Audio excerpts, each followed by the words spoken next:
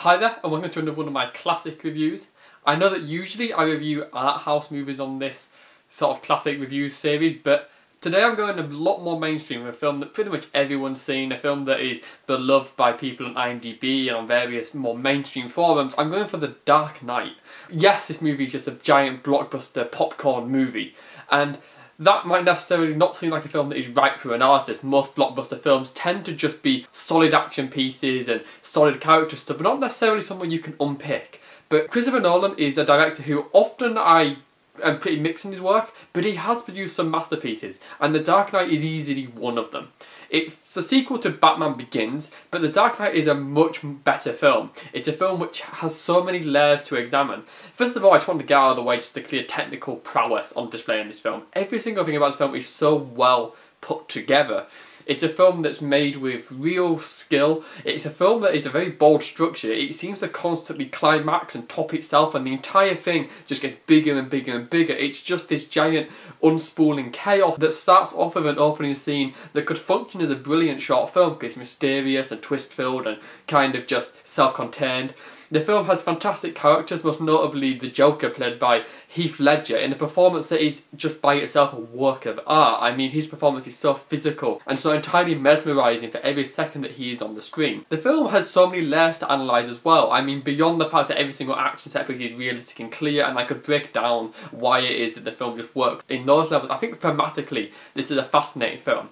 Because I think there's something about superheroes that has kind of become a little lost now that superheroes are such a big genre, and the superheroes are a genre that are kind of something that we all just accept. And I think superheroes, we have to remember, come from a very sort of ubermensch, above the law, fascist kind of side of ideology. Now that's not to say that superheroes and life superheroes ties in with that, but there is certainly that aspect of having an individual above all others who then reigns supreme above everybody else.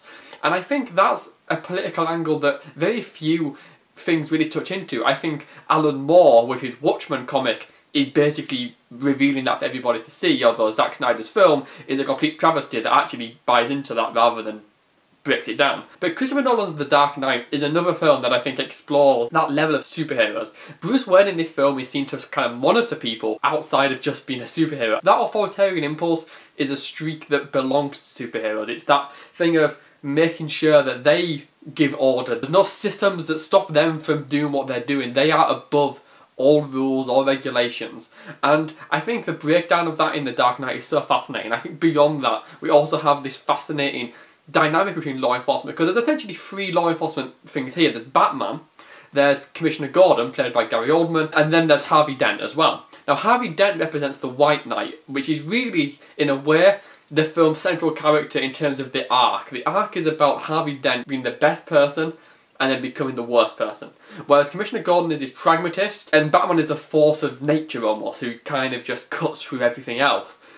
Harvey Dent's arc is one where he starts off being the purest of pure, something that Batman can never be, because Harvey Dent has a face. Harvey Dent is the idealist. And then the crushing of idealism is kind of the evil of the world. The Joker, although nominally kind of the villain of the piece, is not actually the real villain here, because the Joker's just a catalyst. He's not a character that represents anything apart from just being a constant. He's a constant evil around which all other events swirl. The Joker is just singular.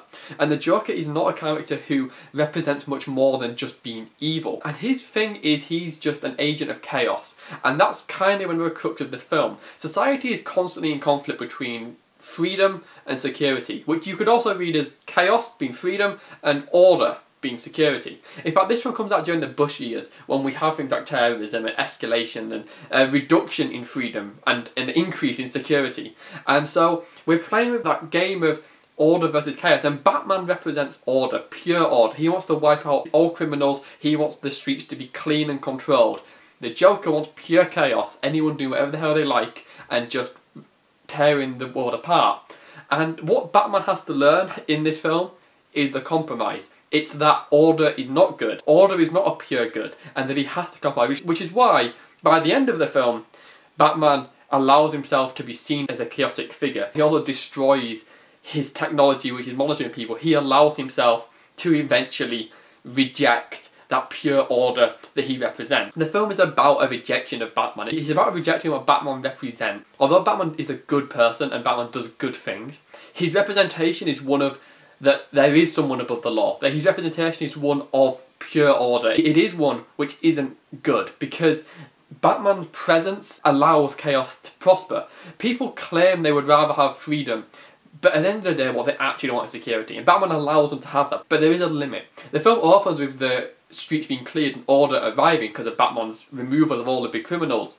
But at the end of the day, there was an order and an alliance and allegiances through them. Not that these people were good people and that they didn't deserve to get taken down, but it's that thing of society is very, very fragile. And people will turn on each other when faced with those scenarios, as we see in The Dark Knight, as everyone turns on Batman and Harvey Dent. What actually defeats the Joker is not that Batman defeats him, it's that the people defeat the Joker. The people refuse to do what the Joker wants in the end, which is exactly what defeats him. Because the Joker is setting out to do pure chaos to prove people are bad.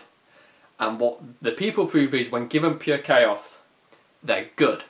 Now, this might be a little idealistic, and don't get me wrong, The Dark Knight is certainly a tough film, it's pretty sadistic and bleak, and I don't think in any way it's a happy film. But on that element, that is idealistic, and that's what the film is. The film is ultimately about the Joker winning, because at the end of the day, Harvey's idealism is crushed. But what Batman saves is the vision of that idealism. Batman is the symbol, he's not a person with a face. So Batman can become the evil that Harvey Dent genuinely was. And I think that's what's really interesting, is that there's that layer there of what does it mean to be a superhero? What does it mean to have an ordered society? What does it mean to have a chaotic society? How does a society function with all these aspects that go on? And how exactly do we promote righteousness? And I think these questions are something that come to the fore. The Dark Knight is such a cultural landmark. It is kind of, in a way, the Star Wars of the internet era, because it instantly became a classic very, very quickly. And it's something that has landed. I think it's only this and Lord of the Rings from the 21st century that are solid gold classics. Not necessarily in the minds of film nerds, who have a long list of classics, a long list of obscure films that they love, you know, myself included, but I think the general audience has an instant respect for what The Dark Knight is. Not only is it such a well-made film, it's such a deep film too. I think this is top-tier superhero cinema, top-tier action cinema, top-tier blockbuster cinema. It's just magnificent. And whilst I'm not going to say it's a flawless film, it is for sure a classic and something that I genuinely think is worth analysing. So that's what I think of The Dark Knight, which I'm assuming everybody has seen because it is so popular. Please share your thoughts in the comments, I'd love to hear them. If you'd like this review, please give it a like. If you want to hear more of my reviews, you can subscribe, or you can follow me on Letterboxd, link in the description. And thank you for watching.